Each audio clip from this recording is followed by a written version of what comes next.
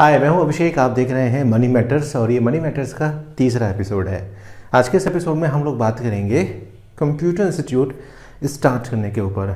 जैसे कि आप सबको पता है कि पिछले दिनों जब लॉकडाउन लगा तो बहुत सारे ऐसे मेरे दोस्त थे या बहुत सारे मेरे ऐसे फ्रेंड्स थे या मेरे भाई बंधु थे जिन्होंने अपनी जॉब जो है वो छोड़ दी। साथ साथ कई सारे लोग ऐसे भी थे दोस्तों जो एक्चुअल में कंप्यूटर चलाना नहीं आता था जिनको, खासतौर से मेरे वो दोस्त जो विलेज में रहते हैं। मैं मान सकता हूँ कि मोबाइल पर बहुत सारी चीज़ें हो जाती हैं, लेकिन अभी भी कंप्यूटर की ज़रूरत वहीं की वहीं बनी हुई है। तो मैं हूँ अभिषेक, आप देख रहे हैं मनी मैटर्स। आप सभी जानते हैं कि मेरे कई सारे चैनल यूट्यूब पर चलते हैं। आज की इस वीडियो में आपको बारीकी से बताऊँगा कि क्या क्या चीज़ों की ज़रूरत आपको होती है जब आप एक इंस्टीट्यूट खोलने जाते हैं। तो चैनल को सब्सक्राइब करिएगा, बेल आइकन को दबाइएगा और यूं ही मेरे साथ बने रहिएगा।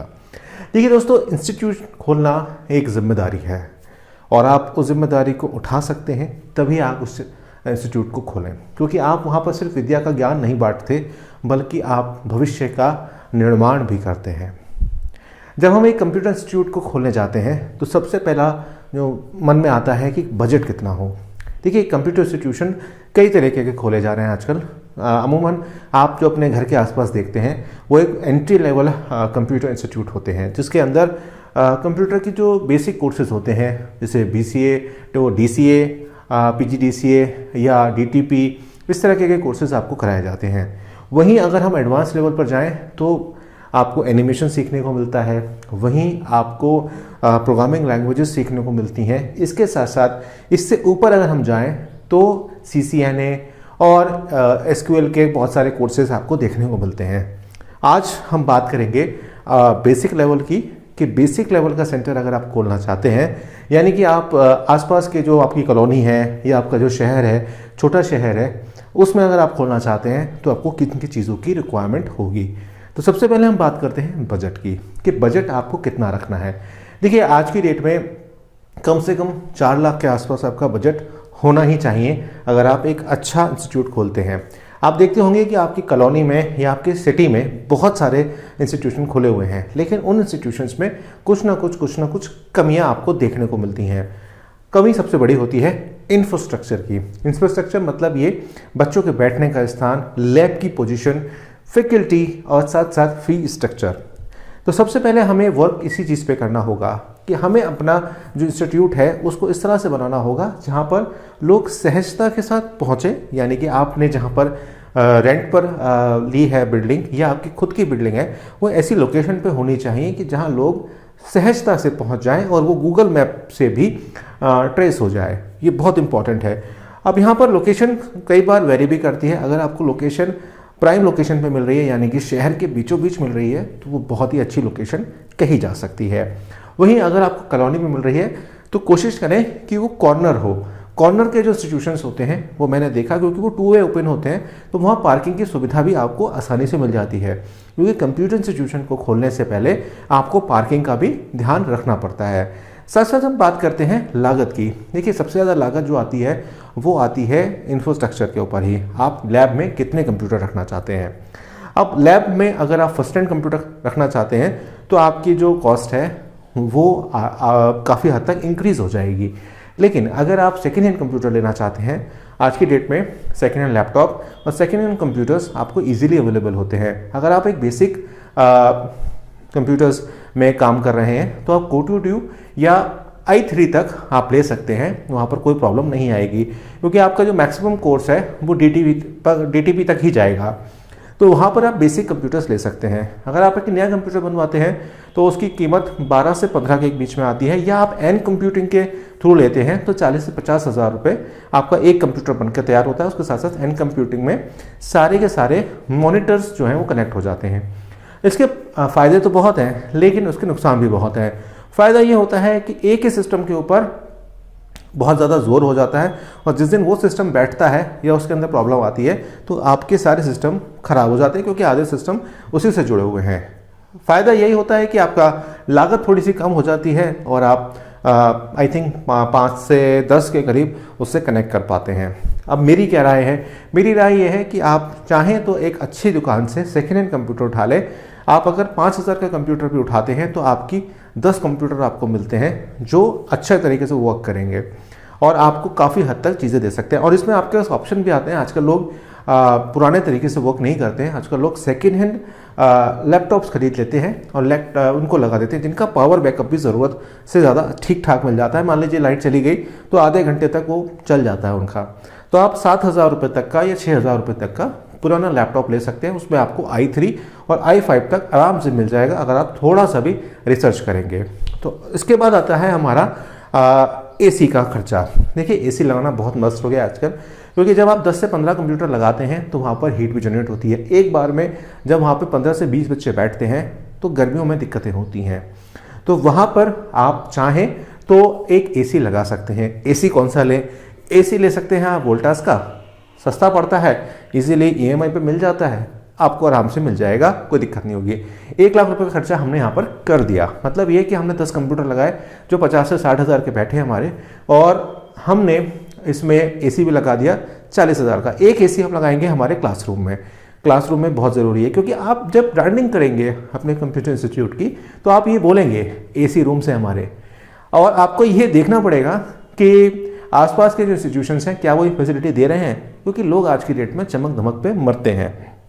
तो हमारा 1.5 लाख रुपए यहाँ पर खर्च यहाँ पर हो चुका है। उसके बाद आती है क्या हमें रिसेप्शन के ऊपर पैसा खर्च करना चाहिए? बिल्कुल करना चाहिए।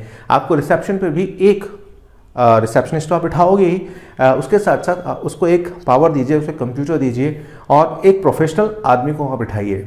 साथ साथ रिसेप्शन आपका एक टिंच होना चाहिए, आपको बढ़िया होना चाहिए, और रिसेप्शन पे बैठा हुआ व्यक्ति या महिला कम्युनिकेशन वाइज अच्छी होनी चाहिए, जिससे एक इम्प्रेसिव मैसेज जो है आपके क्लाइंट या कहूँ आपके जो कस्टमर आ रहा है स्टूडेंट के रूप में आपको वो दे पाए।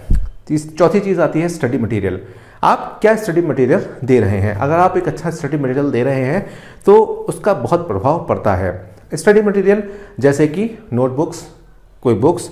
अब DCA का जो कोर्स होता है डिप्लोमा इन कंप्यूटर एप्लीकेशन, वो प्रायः 6 महीने का होता है या कई कई जगह 1 साल का भी होता है। उसमें आप क्या क्या सिखा रहे हैं, आपको अपना स्ट्रक्चर वहाँ पर डिफाइन करना होगा। अमूमन MS ऑफिस से शुरू होता है और DTP पे ख़त्म हो जाता है, बीच में इंटरनेट और टेली भी आ जाता है। आप किस तरह से उसको बाइंड अप कर रहे हैं, ये सामने वाले की रिक्वायरमेंट क्या है। आज की डेट में लोग काफ़ी एडवांस हो गए हैं और वो आपसे जॉब लेने के हिसाब से ही कोर्स करते हैं। तो अगर कोई टैली सीखने आ रहा है तो क्या आपके पास टैली का सॉफ्टवेयर है? मैं जानता हूँ 90% लोग जब स्टार्ट करते हैं तो कोई सॉफ्टवेयर का लाइसेंस नहीं खरीदता, जो कि खरीद लीजिए तो बहुत फ़ायदा होता है, क्योंकि अपडेटेड आप रहते हैं। नहीं तो आप पुरानी ही टैली जो चल रही है उसी को आप सिखाते रहेंगे, कोई नई चीज़ उसमें आपको देखने को नहीं मिलेगी। ऐसे ही MS ऑफिस में होता है और ऐसे ही हमारे और सॉफ्टवेयर्स में होता है। अगर आपकी जेब अलाउ करती है तो आप ओरिजिनल सॉफ्टवेयर ज़रूर खरीदें। अब बात आती है इंपॉर्टेंट कि डिग्री डिप्लोमा कौन सी स्थिति में दें, क्या कहाँ से हम रजिस्ट्रेशन कराएं। आगे बढ़ने से पहले चैनल को सब्सक्राइब जरूर करिएगा, बेल आइकन को जरूर दबाइएगा और मेरे साथ बने रहिएगा, और कमेंट करके मेरे को बताइएगा कि नेक्स्ट बिजनेस आप कौन सा देखना चाहते हैं, किस तरह से आप सेटअप करना चाहते हैं। देखिए, अगर आप एक लोकल हैं, 2 तरीके से एक्रेडिटेशन मिलता है। एक तो मिलता है आपकी लोकल बॉडी से और एक मिलता है सेंट्रल बॉडी से। अगर आप सेंट्रलाइज्ड करना चाहते हैं तो आपको कुछ नॉर्म्स वहाँ पर पूरे करने होते हैं। इसके अंदर कैटेगरी वाइज भी चीज़ें होती हैं। प्रायः हमारे यहाँ जनरल, OBC, SC, ST की कैटेगरीज होती हैं। उसके अंदर आप कितनी रिलैक्सेशन दे रहे हैं वो डिपेंड करता है। मैं पर्सनली आपको बोलूँगा कि आप हमेशा कोशिश करें कि जो आपकी स्टेट गवर्नमेंट है उसका जो परफॉर्मा होता है या उसके जो रूल्स होते हैं उसे आप फॉलो करें, क्योंकि 90% लोग जो बेसिक कोर्स करने आते हैं वो इसीलिए आते हैं क्योंकि स्टेट गवर्नमेंट में उनको जॉब लेनी होती है। तो आपको उस तरीके से ही अपना एक्रेडिटेशन वहाँ पर लेना चाहिए और वहाँ पर पारदर्शिता भी बनी रहती है। साथ साथ जब आपके ऊपर उत्तर प्रदेश सरकार, जैसे मैं उत्तर प्रदेश में रहता हूँ, ठप्पा लग जाता है तो वो वैलिड भी आपका हो जाता है। नहीं तो आप बहुत सारे तरीके हैं, आप NGO बनाकर भी सेंटर चला सकते हैं, बहुत सारे तरीके होते हैं जिसके थ्रू आप चला सकते हैं। लेकिन अगर आप लोकल बॉडी या उत्तर प्रदेश सरकार इधर से कहीं से आप लेंगे या मतलब लोकल स्टेट गवर्नमेंट से लेंगे तो वो ज़्यादा बेटर आपके लिए रहेगा। फैकल्टी के बारे में बात करते हैं। फैकल्टी बहुत इंपॉर्टेंट हो जाती है। देखिए, शुरुआत जब आप किसी सेंटर की करते हैं तो फैकल्टी आपको बाहर से लानी पड़ती हैं, मतलब बाहर से लाने से मतलब ये है कि इन हाउस आपके पास नहीं होती। लेकिन जैसे जैसे चैनल कह रहा हूँ, आपका जो सेंटर है वो चलता जाता है, तो आपके पास स्टूडेंट्स मिलते रहते हैं और स्टूडेंट्स को आप एज ए लैब टीचर रख सकते हैं। आप टीचर की सैलरी कितनी है? देखिए, टीचर की सैलरी डिपेंड करती है कि आपके सेंटर की रेपो कैसे मेंटेन हो रही है। वैसे स्टार्टिंग जो होती है सेंटर्स में, जो मैंने देखा है वो 2 शिफ्ट में टीचर्स आते हैं, सुबह 8 से 12 और फिर हमारा 2 से 6 बजे तक, डिपेंड कर रहा है। कई बार 3 शिफ्ट भी होती हैं।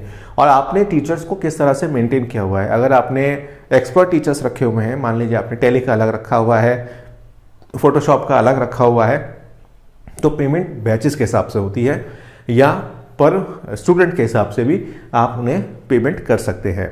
लेकिन अगर आपने पूरे दिन के लिए रखा हुआ है तो 10 से 12 हज़ार रुपये आपको देने पड़ेंगे।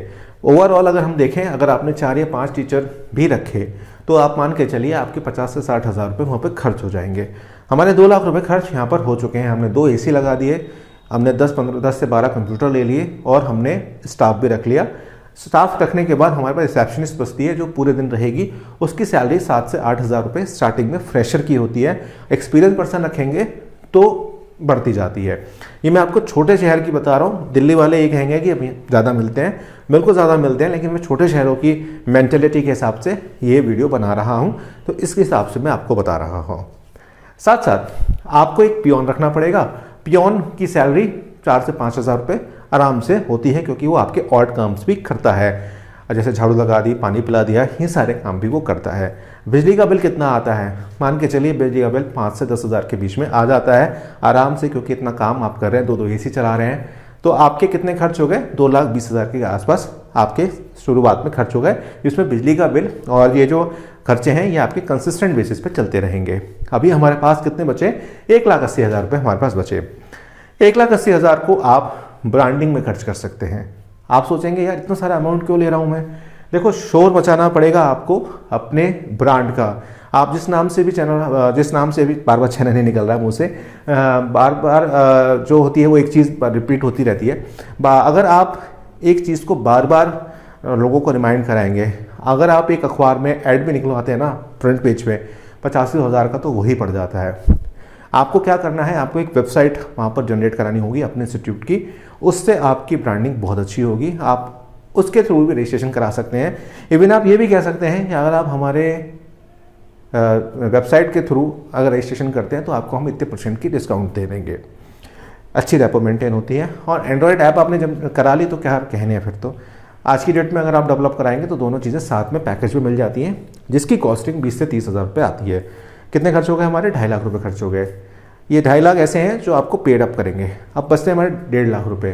1.5 लाख रुपये में आपको ध्यान देना है जितना आप अच्छा कर सकते हैं अपने इंफ्रास्ट्रक्चर पे, आपकी फैकल्टीज़ पे, साथ साथ एडवर्टाइजमेंट, मार्केटिंग बहुत इंपॉर्टेंट चीज़ है। साथ साथ आप क्या क्या चीज़ें फैसिलिटी दे रहे हैं। स्टडी मटेरियल तो आपने दे दिया, क्या आप कोई बैग प्रोवाइड करा रहे हैं या आप कोई एक्स्ट्रा सर्टिफिकेट दे रहे हैं या आप कुछ फ्री क्लासेस प्रोवाइड करा रहे हैं, आप पर्सनैलिटी डेवलपमेंट की क्लासेस प्रोवाइड करा रहे हैं, इंग्लिश स्पीकिंग की करा रहे हैं, क्या उस तरह की कॉम्प्लीमेंट्री चीज़ें आप दे रहे हैं या नहीं दे रहे हैं। इसमें आपके 1 लाख रुपए करीब खर्च हो जाते हैं। 50,000 रुपये का बफर लेके चलिए कि अगर खुदा ना खास्ता कोई खर्चा हो जाता है, जैसे जब आप इंफ्रास्ट्रक्चर में काम करेंगे, आप स्लैब्स बनवाएंगे, आप कुर्सियाँ खरीदेंगे, इसमें भी सारा खर्चा हो जाएगा। तो मिनिमम 4 लाख रुपए आपके खर्च होते हैं। मंथली फीस आपको कितनी रखनी चाहिए? देखो, ये मैं आपके ऊपर छोड़ता हूँ कि कितनी रखनी चाहिए। अमूमन 500 से 600 रुपये स्टार्ट होती है फीस एक 3 महीने के कोर्स की, 6 महीने के कोर्स की। आप चाहें तो एक साथ लेने पर कुछ डिस्काउंट्स भी ले सकते हैं, आप चाहें तो कैटेगरी वाइज भी दे सकते हैं। आपको ध्यान रखना पड़ेगा कि आपकी जो जनता है आसपास की वो किस तरह की है। तो 4 लाख रुपए में आप एक बहुत अच्छा इंस्टीट्यूट खोल सकते हैं। आप देखेंगे अगर आपने यही मेथड को अपनाया तो आपकी ब्रांडिंग भी हो जाएगी, आपकी सोशल मीडिया मार्केटिंग भी हो जाएगी, आपकी नॉर्मल जो पंपलेट्स छपते हैं वो भी हो जाएगी और आप बहुत अच्छा जो है बिजनेस कर पाएंगे। तो बहुत सही समय है जब आप एक कंप्यूटर इंस्टीट्यूट खोल सकते हैं बेसिक लेवल का। अब आप नेक्स्ट में बताएंगे कि कौन सा बिजनेस के बारे में आप जानना चाहते हैं और कितना उसके लिए अमाउंट लगेगा ये आप जानना चाहते हैं। इसके साथ साथ जो 2 इसकी कैटेगरी बची हैं, हाई लेवल कोर्सेज वो मैं आपको नेक्स्ट उसमें बताऊंगा। आपको फैकल्टी की कॉस्ट बताऊंगा कि फैकल्टी कितने की आपको पड़ेंगी, साथ साथ आपको सिस्टम कौन से लेने पड़ेंगे, वो सारी चीज़ें मैं आपको बताऊंगा। मिलता हूँ आपसे नई वीडियो में, तब तक मनी मैटर्स को यूं ही सब्सक्राइब करते रहिए। स्टॉक मार्केट, बिजनेस मॉडल्स, सारी चीज़ें मैं आपको यहीं पर प्रोवाइड कराऊंगा। बहुत बहुत धन्यवाद, मिलता हूँ आपसे नई वीडियो में।